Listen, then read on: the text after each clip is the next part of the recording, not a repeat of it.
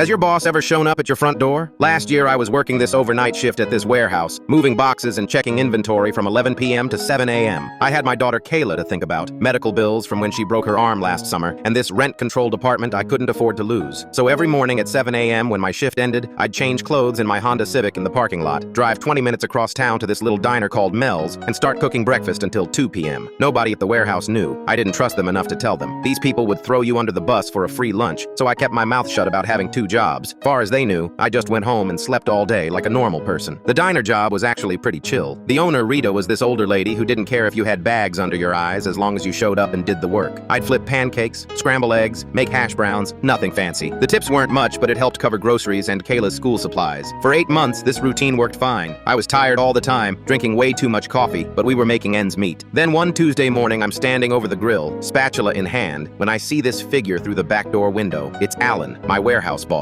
standing in the alley behind Mel's diner in his cheap gray suit, arms crossed, staring at me like he just caught me stealing company equipment. My heart started pounding. I pretended not to see him and kept cooking, but he walked right through that back door like he owned the place. Rita looked confused as hell. "Tyrell," Alan said, his voice all serious. "This where you've been going every morning?" I put down the spatula, wiped my hands on my apron. "This is my business, man. I don't owe you any explanation. You've been dragging at work, making mistakes on inventory counts. I thought you were cheating company time, maybe sleeping in your car or something. I work 2 jobs to survive," I told him. I don't make excuses about it. Rita was listening to this whole conversation, probably wondering if she needed to call security. But Alan just asked if we could sit down and talk. He looked tired too, which was weird because he was management. We sat at this corner booth while Rita kept cooking. Turns out Alan's 20-year-old son just got kicked out of college for drugs and depression. Alan thought I was slacking off like his kid, coming to work half dead and unfocused. He didn't expect to walk into a place where I was hustling harder than anyone he knew. "Look," he said, stirring sugar into coffee Rita brought over. "You're not in trouble, but seeing you here, it woke me up. I've been judging you wrong. I didn't know what to say to that. Bosses don't usually apologize." The following week, normal Tuesday morning, I'm home trying to catch some sleep before Kayla gets back from school when someone knocks on my door. Not just a polite knock either, but this loud banging that made me think it was an emergency. I open the door, and there's Alan standing on my porch. No suit this time, just jeans and a button-down shirt, holding this manila folder. "Got a minute?" he asked. I let him in, offered him water, which he declined. He opened that folder and pulled out these official-looking papers. "Company's opening a second warehouse on the other side of town," he said. "Daytime hours, Monday through Friday. I want you to run the team there. Full salary, health benefits, vacation time." I stared at those papers like they might disappear. "What's the catch?" "No catch. You proved you can handle responsibility. Question is, can you handle being someone's boss instead of working for one?" The salary was more than both my jobs combined. The health benefits would cover Kayla's asthma medication without me having to choose between that and groceries. And daytime hours meant I could actually see my daughter awake. "I can't promise it'll be easy," Alan said, standing up to leave. "Managing people is hard, but it's got to be better than killing yourself working 2 jobs." I signed those papers right there on my kitchen table.